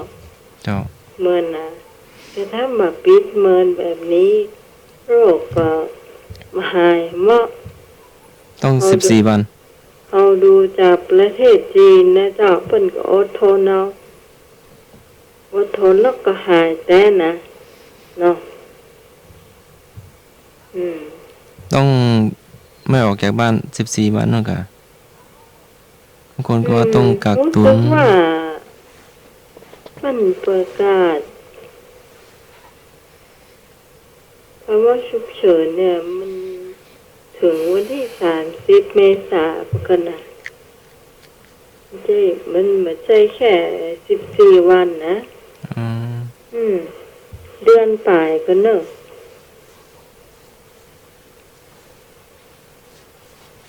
เจ้า รอโรคนี้หายไปเนาะอดเอา อดเอา มีพักมีไม้ก็กินกันไปก่อน เจ้า อากาศพักบุ้งเนาะพักแค่พักปังเอาไว้กินแกงแค่มะทั่วเนี่ยเจ้าไปได้กันน้ำหน้ามันเพลงว่านะโอ๊ตเอามีอย่างที่ฟังอาจารย์พระครูพิวัตรว่านะเนาะเป็นว่าโอ๊ตเอาอย่างบางคนเนี่ยว่าจะโอ๊ตได้อย่างใดนี่เป็นเพราะว่าฉุกเฉินนโมต้นเหมือนว่าเพราะว่าโอ๊ตเอาขอที่หมูป่าให้หรอไม่ได้กินเนี่ยสักอย่างข้าวก็ไม่ได้กินน้ำก็ไม่ได้กินแต่เฮานี่ยังดีมีข้าวมีมาม่าปลากระป๋องมีไข่เจ้าเนาะกินได้อยู่ยังได้กินอยู่ เห็น แต่ น้ำอะไร ละอ่อน เจ้า แต่ละอ่อนมันนั่นไม่ได้กินอย่างยังทนได้เลยเราก็ต้องได้เจ้าเนาะ เจ้า เป็นเดือนเขาก็ต้องทนเจ้า แล้วโยมหนุ่ยไปหาซื้อไข่อาทิตย์ก่อนกันเรามีอยู่พอไป แต่ ช่ว ว่าง นี้ วันซืนนี่ วันแต่ว่าก็ เขาว่าจะไปซื้อตุนไว้เนาะ ตัวมาเล่าเองดีกว่า จะได้ หน่วยมาเล่าเองนะมาเลย0520100462มาแล้ว ครับผม เจ้า ครับใครบอกเราธรรมดา ไม่ใช่ถ้าสมัครให้หัวไปซื้อไข่ได้สแกน อ๋อเป็นมดแล้วครับผมหนัก ตอนแรกมีเยอะเนาะ แรกก็ไปมันตั้งใจล่ะโอ้ต่อไปตึงรุ่มอดเบิ้งเนี่ยก็เลยใจว่าไปฮะพูดกันมาใหม่ครับเนี่ยเป็นร้านเปิดไงวะลูกค้าเปิดนักเอาไปเบาจุด1 2 3 4จ้าไปละช้าไปหน่อย ครับนี่เรื่องเจียเนาะเจียเล่นท้ายกันเล่นท้ายตองอะไรล่ะเล่นกับเป็นมูทุกวันเลยหรอแล้วผู้สูงวัยนั่นหรอก็เอาทุกวันแล้วทีนี้วันหนึ่งแต่บ้านให้แจ้งหนวดยับเอ้ายังยักเย็นๆเลยเนาะโน่เป็นยังเย็นไปเพิ่มว่าเขาเล่นท้ายฉันดูเขาพ่อก็ลุกโลดเขาพ่อไปไม่ได้หมดนะเว้ยคิดตายคนก็เท่าแล้วโซเชียลมาให้กันเริ่มหรือยังมีป้าคนมันดูเหมือนกันครับป้าหมูเหลืองลางเสียงอ่ะมาชอบเทปผ้าข้างว่านี่โน่เทปผ้าเห็นมีโบเนียนเขาได้ปะ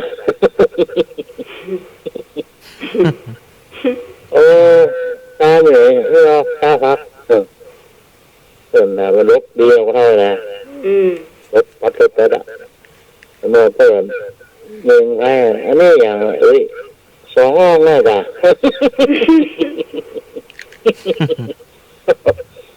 เรียบร้อยหัวคออ่อนแล้ววะแต่คุณผู้ฟังที่บ่เข้าใจคงบ่เข้าใจแล้วเพื่ออย่างครับเเบิร์นแล้วล่ะเนี่ยครับเบิร์นละสมัยไม่น้อยละเนี่ยบอกต่อกันมาล่ะคิดทุ่นก็รุ่นเลยนี่มันเหมือนลบหายหรอกมันเนี่ยไม่เกิดทำแบบเก่าครับ10ต่อมาเลยล่ะนัดแต่งครับคนที่ไปเก่งเพื่อไปเมื่อไรเนาะเด็กก็คนบ่เก่ง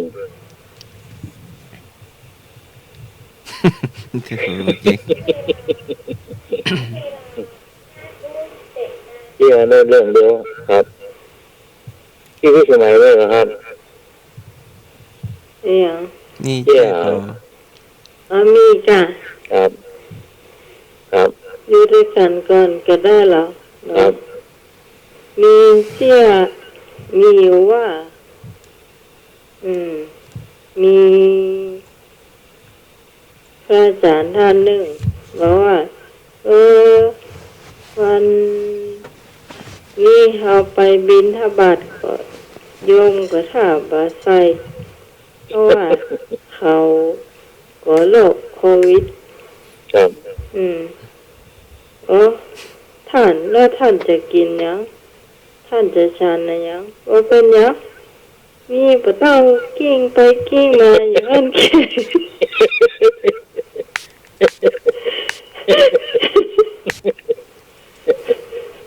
ละ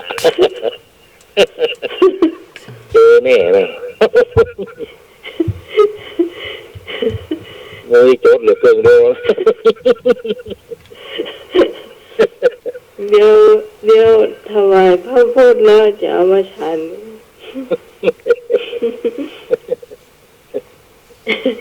ให้เย็นดีนะ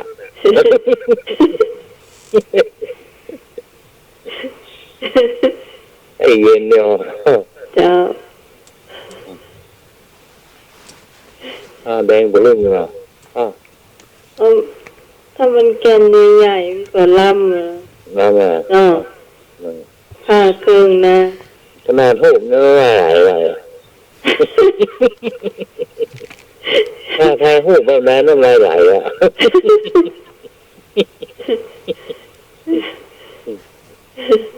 มันของจี้มุ่นเลยบอกว่า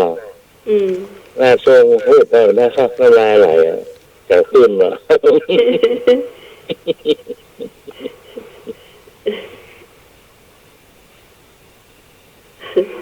คุณผู้ฟังท่านไหนโอ้นี่สันติธรรมเรื่องเอาน้ำยามาพ่นเหรอแมลงเนี่ยพ่นยาพ่นอย่างไร พ่นยาที่บ้านกะ ครับพ่นเนี่ยจังหวัดโน้นเนี่ยพ่นไอ้น้ำยา ยาฆ่าเชื้อกัน ครับดังอะไรโอ้โหเป็นซูเปอร์แมนกะ ครับน้ำยาที่เพื่อฆ่าเชื้อโรคนั่นแหละ เป็นสาธาร ป ณสุ ล่ ข อยนะครับรถปิกอัพยังไงนะที่เพื่อพ่นปล่อยเชื้อโรคจะได้หายเนาะ เชื้อโรคก็ได้เย็นรับสบายไม่ต้องลุก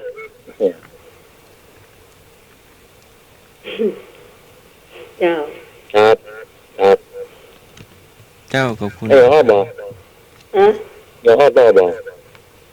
เขาช่วงกันแล้วกะ เลยเตี้ยบอกแล้ว ตอนนี้ก็5 ทุ่มกว่าอยู่เนาะอ้อต่อกันได้เลยตัวน้ำไหลตัวไฟหรือไม่ตกน้ำบ่ไหลตกไฟบ่ไหม้เอาแล้วเนอะคุณผู้ฟังแตงโมที่ฟังต้องรุงยองเนื้อเจ้าแต่เจ้านี่นะตอบใจเถอะ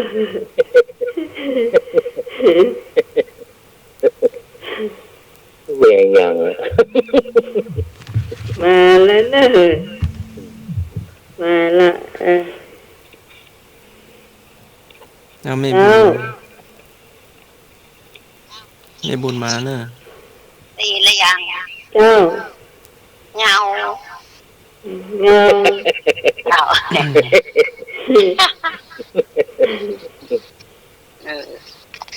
ได้ยังตุ๊กอะไรนี่ลืมละเดี๋ยวก่อนตาเตี้ยตาเตี้ยไอ้ยังตกลงมาบ่จมน้ำยังตกลงมาไม่จมน้ำมันตึงลอยเบาแห้งลงกันให้นุ้ยกะเพราแห้งเบาแห้งเหมือนไม่ใช่ลูกโป่งจมจะได้ต้องหลอกไม่ใช่ลูกโป่งอะลูกโป่งมันลอยฟ้าคุณผู้ฟังที่โทรเข้าไปได้สามารถโทรเข้าเบอร์ใหม่ได้นะวางก่อนเลยวางก่อนครับอันเดียวให้หน่วยเดียวน้องใหม่โทรเข้าเบอร์ให้หน่วยก็ได้นะแม่ถามพ่องบ่เอาแม่บุญถามพ่องโน่อะไรเอ่ยเดี๋ยว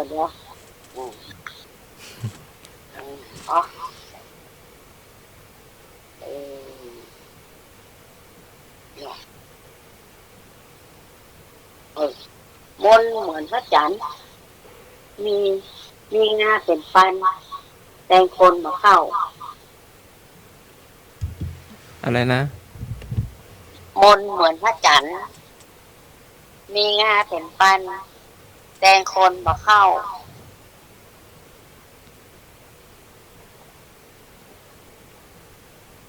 ไม่ต้องทวนใหม่แล้วมนเหมือนพระจันทร์มีงาเป็นพันแตงคนมันเข้าอย่างใหม่หายไปไหนล่ะเดี๋ยวน้ำใหม่อยู่ลูกแก้วใช่เข้าแคบเจ้าแคบเขาแม่เนาะเจ้าแม่ละอย่างนั้นมนเห มนเหมือน ม พระ น จันทร์นะ มนเหมือนพระจันทร์มีงาเป็นปานแตงคนมาเข้า เป็นแนวครับ เข้าแคบอ่ะ เขาแก่ แม่นเอา แม่นละ เออ อ๋อ เนาะ เจ้าตายตั้งปุ้นหวานอยู่ในเจ้า052 0010462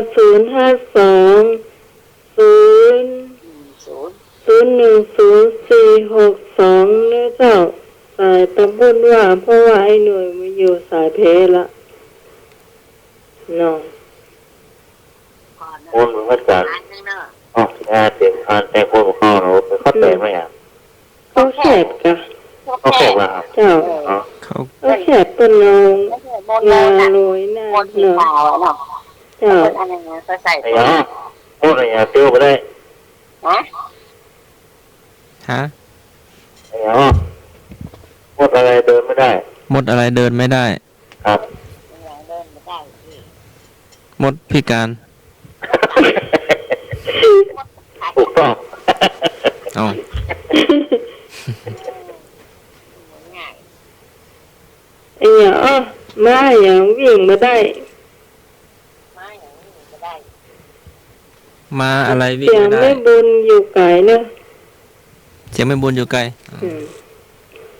มาอะไรวิ่งไม่ได้ อะไรวิ่งไม่ได้ เจ้า มันมานั่ง ถูกต้อง เฮ้ยบุญนะ โอ้มาคิดคนเดียวอ่ะ กินคนเดียวกะ คิดเอาคนเดียว ของไปของมัน หัวไปหัวมัน ลูกแค่ตัวลูกในด่ะ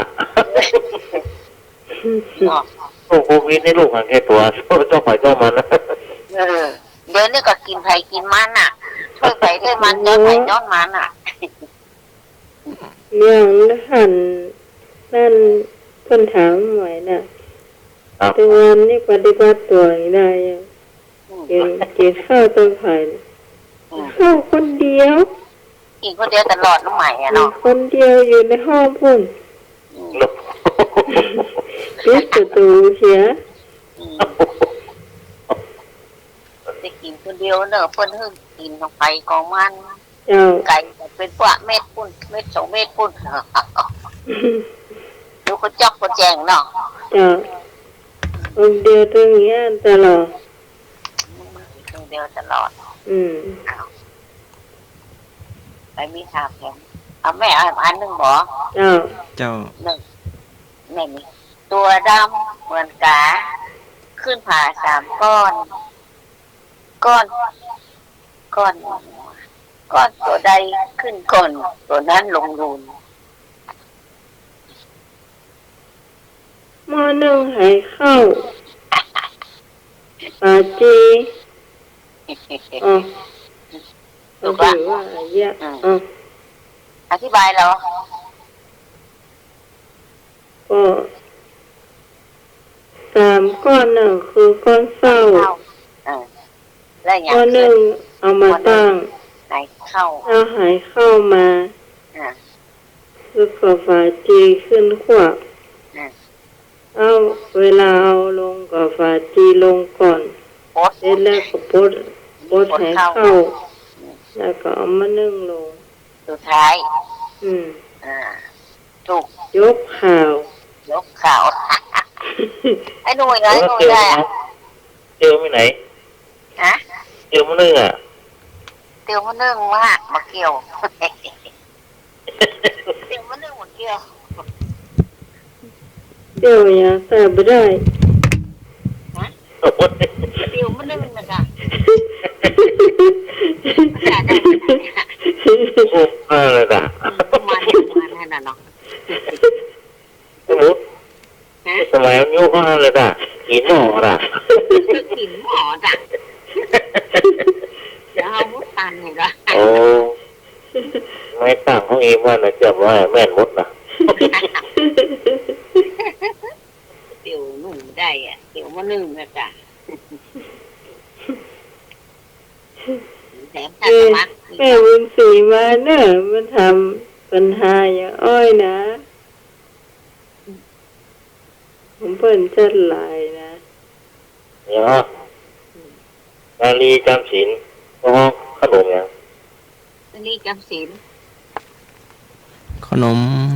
กล้วยบวชชี ครับ กล้วยบวชชี ครับนั่นนะครับ มันเป็นแม่ชีเนาะจำ เอ ศีล อ เนาะ บางที เป็นบัญชีเจ้า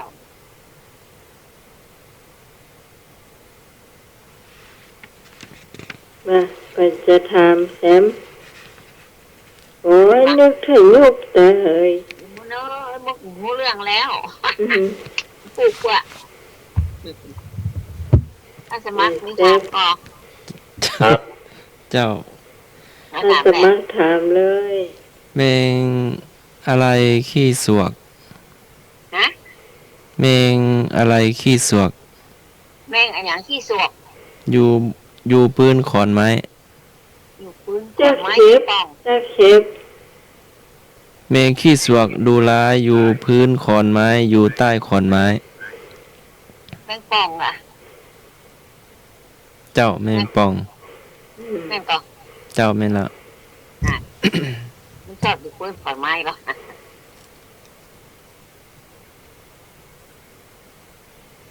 อยากแหม ตัวเท่าขา ตัวเท่าน่องขี้เท่าเรือน ตัวเต้าน้องขี้เต้าเงิน เป็นสัตว์เลี้ยงอยู่ในบ้านอ่ะ หัวควายกะ ตัวเท่าน่องเนี่ย ตัวเต้าน้องหมา หมาตัวน้อยกว่าหมา ตัวน้อยกว่าหมาแมว แมว แม่นละแมว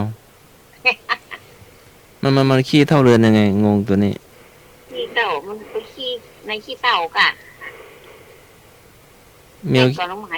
แมวขี้แล้วมันกบขี้เองกะ กบกะมันค่ะขี้ ขี้ เต่า เต่าเฮือน กบ ก็คือมันขี้ไปอยู่เตียนขี้เต่าอะ เออ เนาะ ขี้เต่าเหมือนมันจะไป มั ขี้ นก็เจอก็ลองเอาขี้เต่ามาใส่ถาดหรือว่าใส่อันเตอ เออต้อง แล้วมันจะไปขี้อยู่ที่ฮานะ ค่อยๆถมยา เจ้า เอาเห็นแมวสมัยใหม่เห็นไปขี้ใส่ ค่อยๆ กองทรายอะไรสัก มันมีขี้เต่าหรอ ขี้ทรายก็ได้ ถ้ามีขี้เต่านะแล้วมันอยู่ แล้วมันก็เอากบ กบกะ มันไปเอาเสียมมาหรือว่ามันเอามือ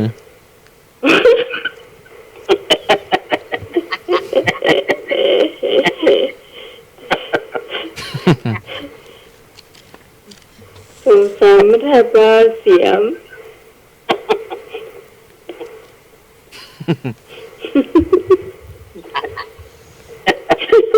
แค่หนุ่ยใส่หัว นี่ห้องสายด่วนนะ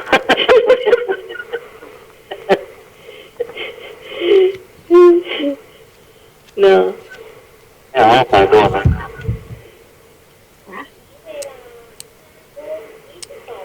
ใครถามให้หนุ่ยถามก็ ไอ้หนุ่ยว่ามันห้องใส่ด่วนมา ไปใส่ด่วน เอ๊ะมีวอนนะกะแมวห้องใส่ด่วนมา แม่งด่วน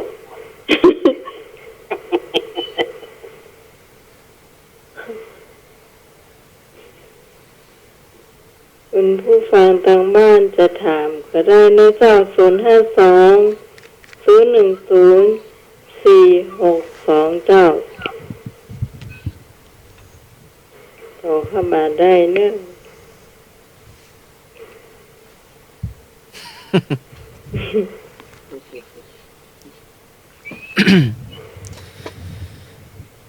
ยัง ได้เหมือนกัน ถูกไม่ได้ อืม 052-010-462 ซีตีนเดินมาหลังคามุงกระเบื้อง เต่า ได้ เตา อืม อ่ะ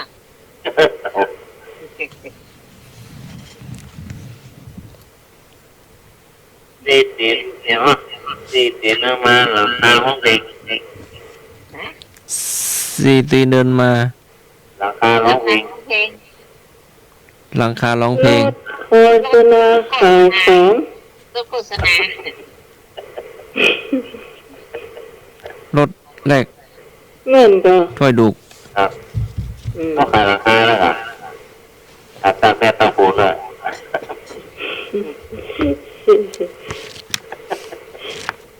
ขายเข้าไปอ่ะเข้าไป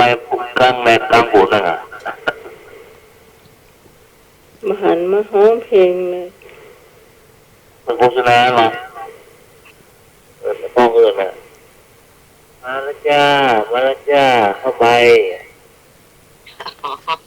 ผ้าใบอ่ะที่มันขายผ้าใบนะ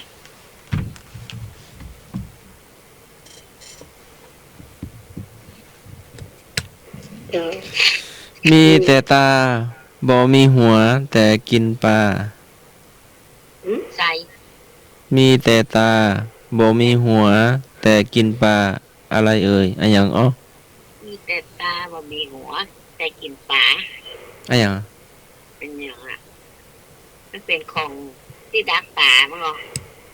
เป็นเครื่องมือทำมาหากิน ปลาเนาะ มีแต่ตาบ่มีหัว แต่กินปลา เอ๊ะ แฮะ เห็นใกล้อันที่มันดักป่าได้อ่ะ ไป ใส่อ่ะใส่แม่ก่อน ตุ้ม ตุ้มน้ำเพื่อใส่เหยียดดักเหยียด ตุ้มอ่ะ มาเรา ฉกระวังห้องอมอากาศอ่ะ สมัคร เจ้า ใส่ อันไหนถูก แฮ แหม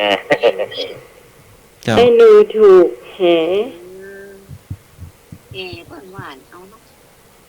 ไปดักที่ไหนเนาะแห่อะ หัวมันก็มีเหรอเพื่อนเอาเชือกมัดไว้เนาะ อืม ไอ้พงป่าซางได้ยินเสียงนี้แล้วโทรมาเนอะไอ้พง วันนี้ดักแล้ว 05201042เนอะ ไปทำไมไม่นอนให้รับไปแล้วเนาะ เจ้าไอ้บาคงชายตอบได้เนอะถามก็ได้ เดี๋ยวหางยาวปากกว้าง ฮะ หางยาวแต่ปากกว้าง มันเป็นอะไรอย่าง หางยาวแต่ปากกว้าง ครับ คือของใจกะ จระเข้ โอเคใช่ครับโอเคมันมีเท้าอันนี้มีเท้ามีก็ปากกระหางนะ งู ใช่ครับ ไส้เดือน ไม่ใช่ อ่า นี่มีตานะนี่ก็ปากกระหางนะครับ แล้วมันดิ้นได้ก่อ แบบที่แม่บอกว่าครับ อาหาร แล้วมันหายใจได้ก่อ ได้ครับ ว่าใจ คุณมีไหมหายใจได้ก่ะ ใจเขียวก็ยัง แค่ตรงวันน่ะก่อนอ่ะโปรโตคอลอ่ะ แล้วมันกลัวโรคโควิดก่อ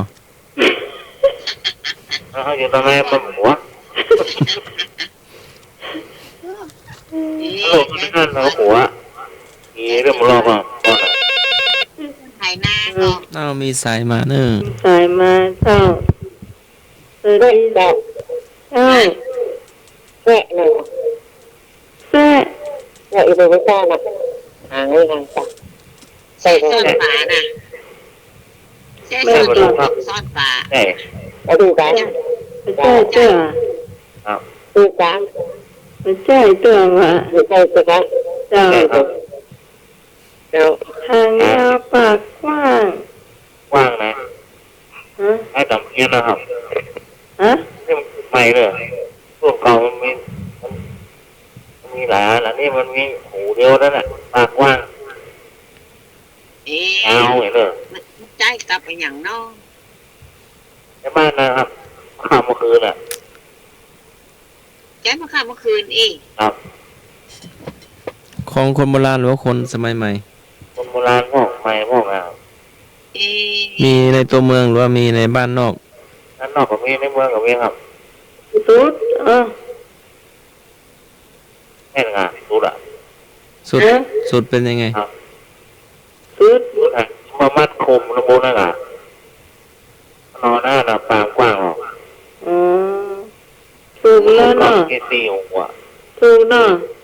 ครับอยู่นักหรอกนี่มันรูปใหม่อ่ะอยู่เดียวคนก็คือว่า มาตีมันคือมุน่ะ ครับ คือเอาเตยเอามัดแต่มีเมื่อไหร่ได้ครับ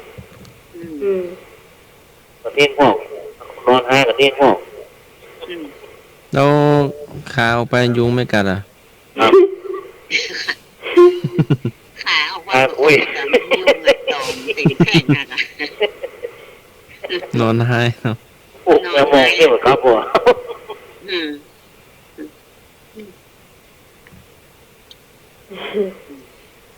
มาถามมาเนอะแม่แดงกดถามมาได้เนื้อเจ้าแม่แดงรับไปแล้วกัน คุณผู้ฟังท่านไหนจะถามปัญหาได้เหมือนกัน โอ้เจ้าปุ๋งงัวเจ้าจะกินปากกินข้าวน้ำรู้ไปใจคนละอย่างเดี๋ยวไปลืม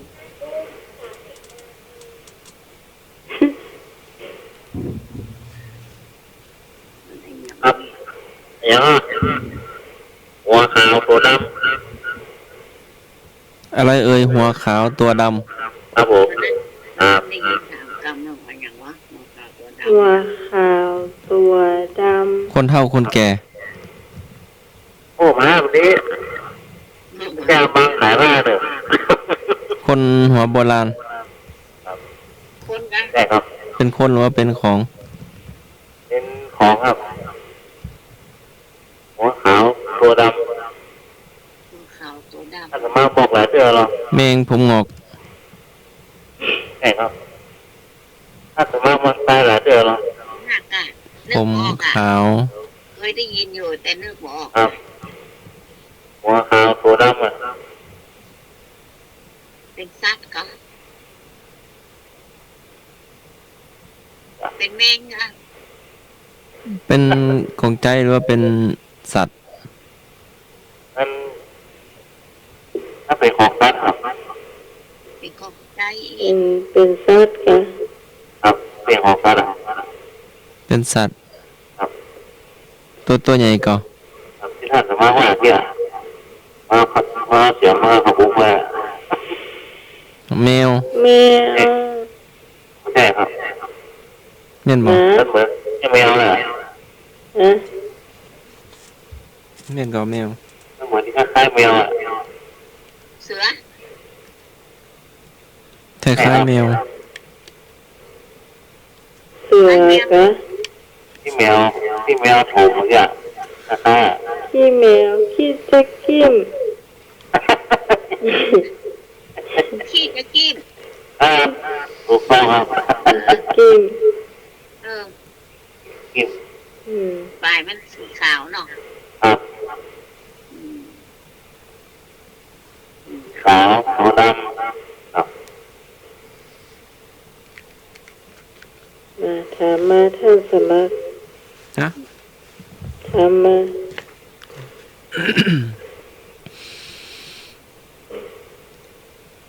นกอะหยังเท่าเรือเปิ้น นกอีปู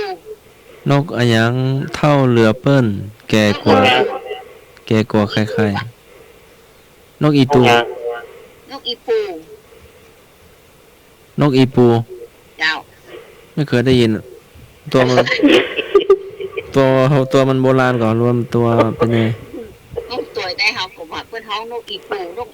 เป็นยังไงคือมอง นกอีปู ถ้าจะมาว่านกอะไรอย่าง ลืมแล้วอ่ะ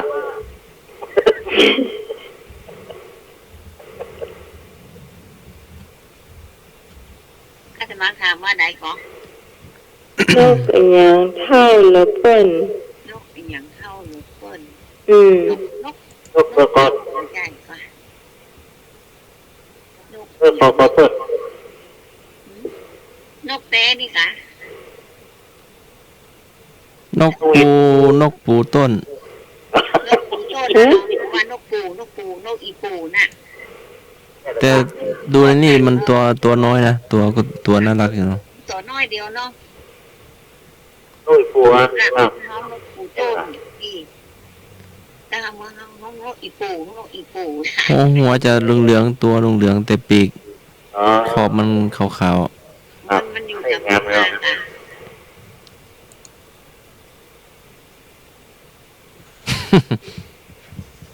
แล้วนกอีปูนะคะ ๆเจ้า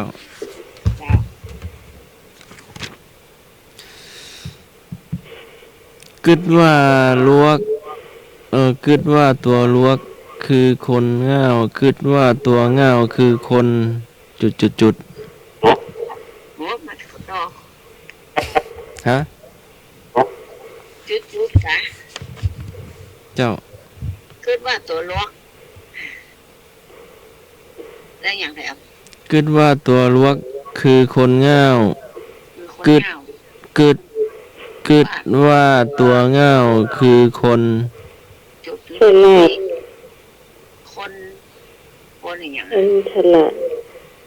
คือคนลวกแม่นละอายนึกอายหน่วย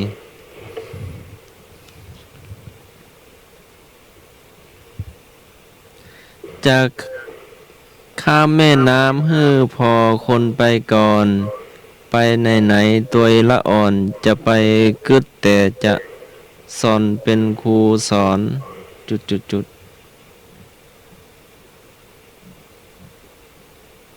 อืม เป็นครูสอน เป็นครูสอนเขา เขา บางคำก็เพิ่งเคยได้ยินเนาะ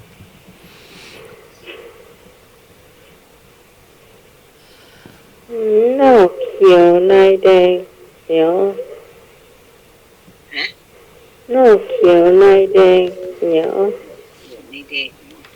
นกเขียว ไม่แดง มาเต้า เต้าครับ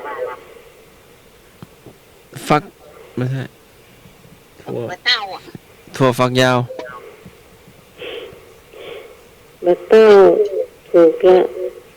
เต้าหรอ อืม มาเต้านะกันนอกเขียวมาเลยแดง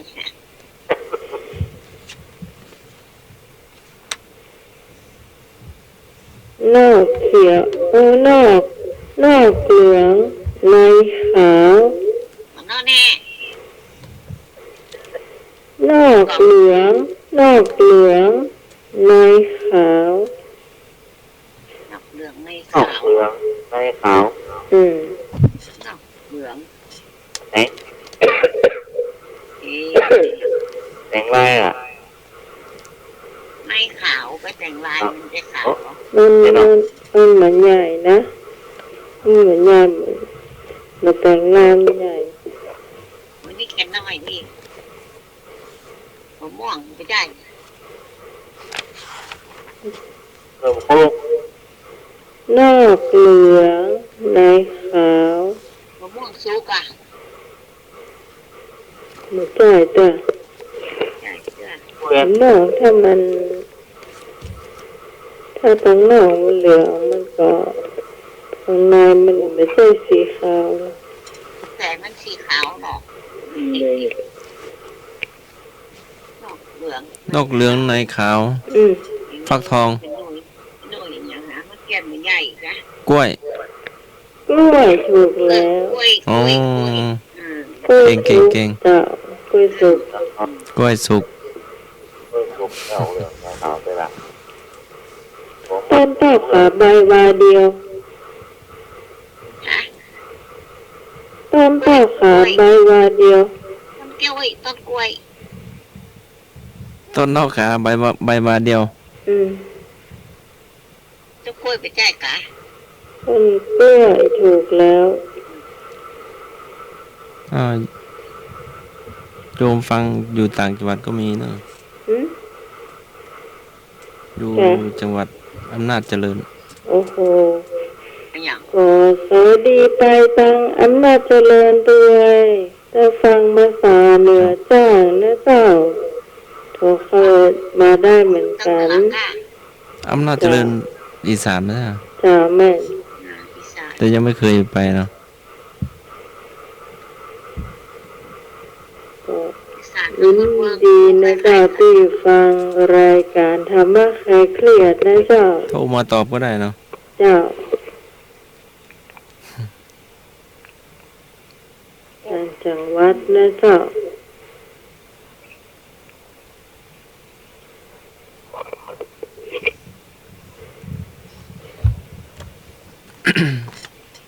ต้นต่อไปค่อยใบย้อยลงดินอะไรอย่างอ๋อ ต้นเท่าปลายก้อย ยักษ์ไข่ ใคร จะไข่ จะไคร้ตะไคร้ จะไข่ ต้นเท่าปลายก้อย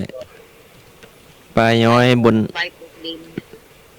ปลายย้อยตกดินอ่ะ เจ้า ใบมันย้อยลงไปบน ล ดิ ง น ดิน อืม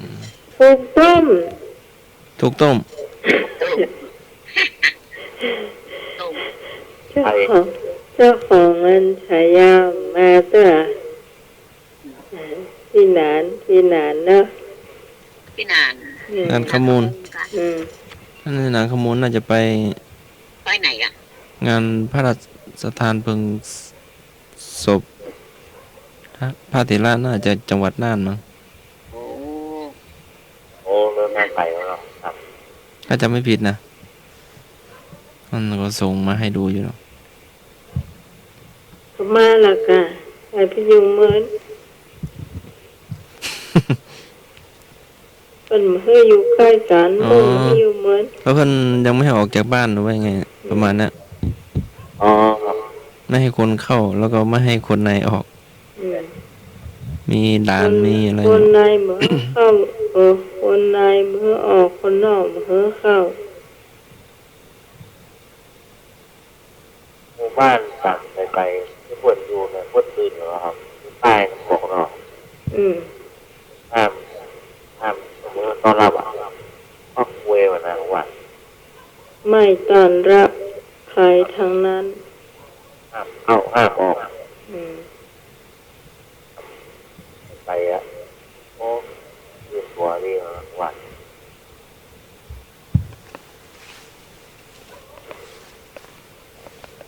การเวร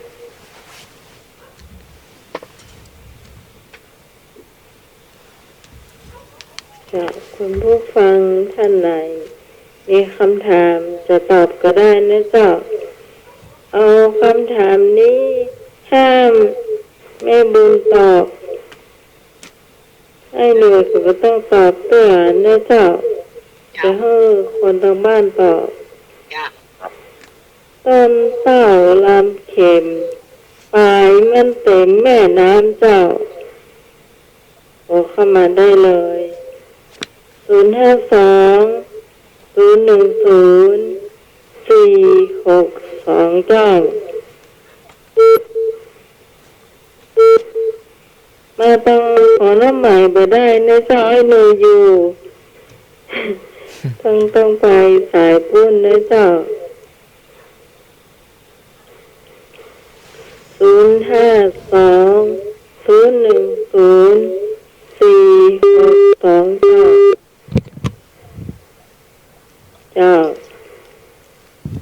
สายปุ้นว่างเนาะว่างก่อน จ้าสายบ้างอยู่ เจ้า เอาไม้ เจ้า ไปดังใดดีนี่ ฮะ จะโทรไปดังใดดีนี่ เบอร์นี้เลยโยมแม่ ว่า พักแว่นแน่น้องไหม ฮะ พักแว่น พักแว่น เจ้า เจ้า น้องไหม เจ้า แม่เขาถามด้วยคนเนาะ ได้ มันน้อยใส่ชุดขาวกลางคนมาใส่ชุดเขียว อืม เข้ามาสีแดงแรงฤทธิ์เจ้า แม่น้อยใส่ชุดขาว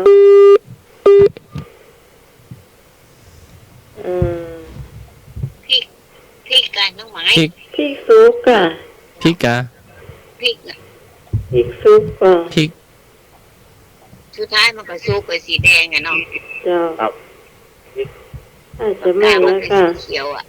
ตอนแรกมันออกมาเป็นสีขาวดอกมันนะเนาะ อืมพริกสุก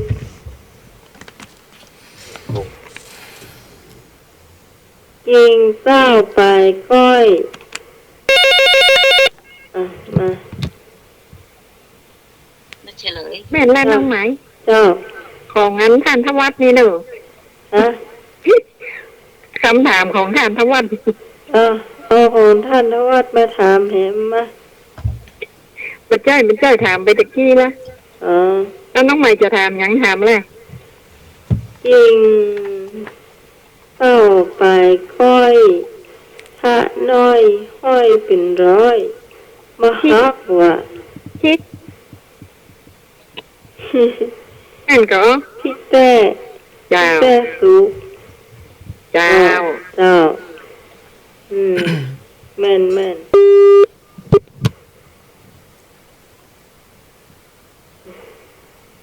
อ่ะคุณผู้ฟังท่านไหนอยากถามก็เจอเลย 0520104462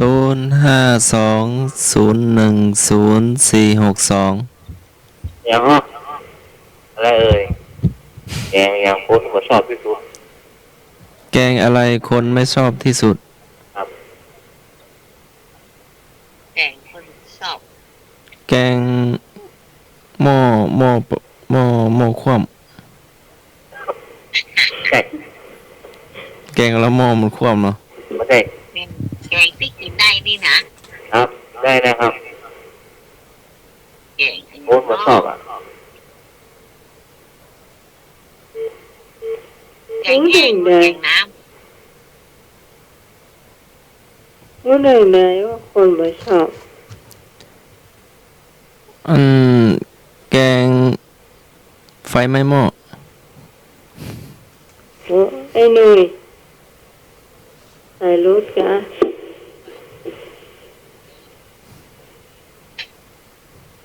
เสียงไอ้หนูเงียบไปเนึง อืม อันนี้น้าไหมโทรหาไอ้หนุ่ยหรือว่าไอ้หนุ่ยโทรหา พี่โชว์เธอ แล้วมีสายเข้ามา น้องไหม เจ้า นั่นไงปีไหน โอ้โห ไอ้นึกไปไหน ยกเล่าลมโง่ โอ้ย ไปงาน อย่าอัน ศพ ถาม มา อย่างนี้ก็ได้ เพิ่นบอก เจ้า เออแบตเตอรี่ไอ้หน่วยเรียบร้อย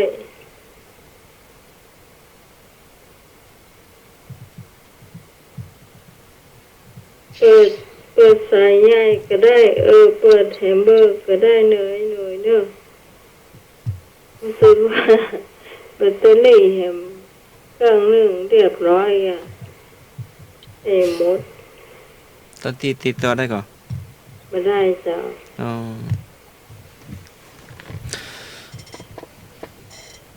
อะอย่างอ้อเอาไม่ใช่อะอย่างอ้อไข่หันคนงามพอเมื่อเปิ้นไปหาปูหาปลาไข่หันคนมีพายาพอเมื่อเปิ้นเลี้ยงข้าว และจุดๆ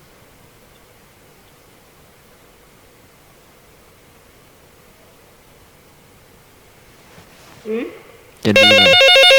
จะดีไหมนะครับน่าจะผิดศีลข้อนี่หรือเปล่า เจ้า ครับผมครับมัน ครับ ก็มีเมตตา มีเมตตา ครับ ไอ้เนยเป็นนายโทรศัพท์ แบดหมดครับผม แบตหมด แบตหมด เป็นอย่างเดียวเนาะโทรเข้าเห็นเบอร์ แบดหมดครับ อืม แบดมันใจน้อย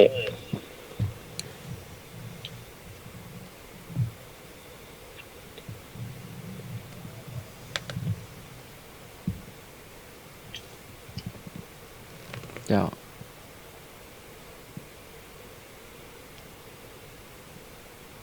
ไอ้หนุ่ยถูกก็ ถูกว่า ย่าง ยังถูกจ้ะเอ๊ะ เลี้ยงข้าวเลี้ยงน้ ข้าวเลี้ยงน้ ำเจ้า แต่นี่ในเขียนว่าเรานะ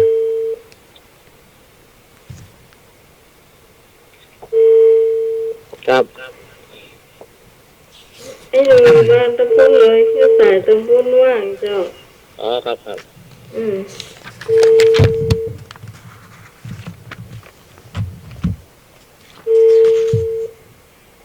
เจ้า ครับ เพราะว่าน้องจะห้องสายตะพุ่นว่างเนาะ ครับผมครับ อืม ำเอ้ยว่า นะครับถูกว่าครับ เลี้ยงข้าวเลี้ยงน้ เข้าในน้ำถูกเนาะ ำเจ้า ครูไล่ แม่แกงอะไรเนาะครับ แกงหยัง แกงเนี่ย แกงห่อ ไม่ใช่แกงข้าวลำก่ะ แกงยังก็ แกงอะไรคนไม่ชอบ มันตอบ แกงบะซุก ไม่ใช่ ใหญ่ แกงบะทั่ว ไม่ใช่ แกงผักปัง ไม่ใช่ เจ้าผักกาด เงาะอ่ะปากเงาะกันเนาะมึงเนาะ เออเจ้าของการก็เหมาะ ปากกับเงาะ แกงบะฟักแก้ว มันหมดผมหมดว่ะ คนของมากนี้นะ กูเนี่ยจริง แกงบะฟักหมูแกงฟักหมู ไม่ใช่แกยังคนมักมาชอบ แกงผักกระถิน ไม่ใช่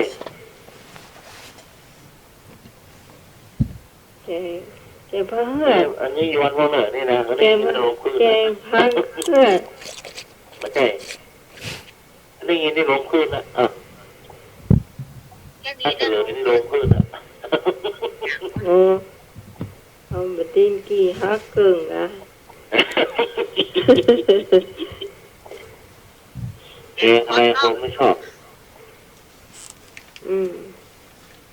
แกฮะไปโทรตอบได้ตอบมาที่052200462เนอะเกือบจะหมดเวลาแล้วนะ ไม่ถามอะไรผมไม่ชอบอ่ะ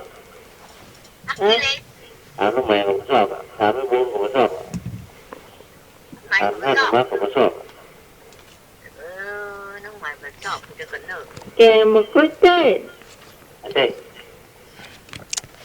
แกงมุ้งเส้นลำอ่ะไม่มองแกงแล้วหรออ๋อโล่งอ่ะ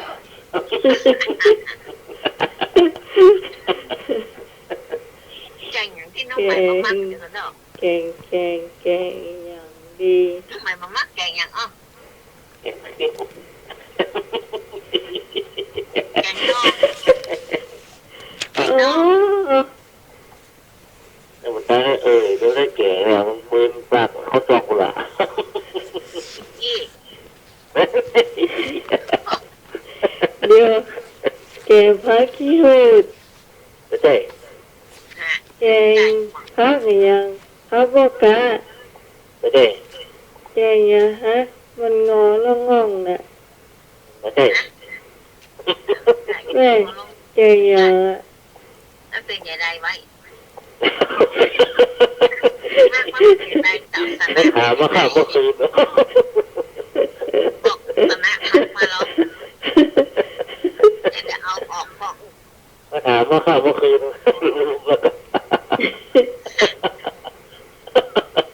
ผักอย่างที่แม่มาแกง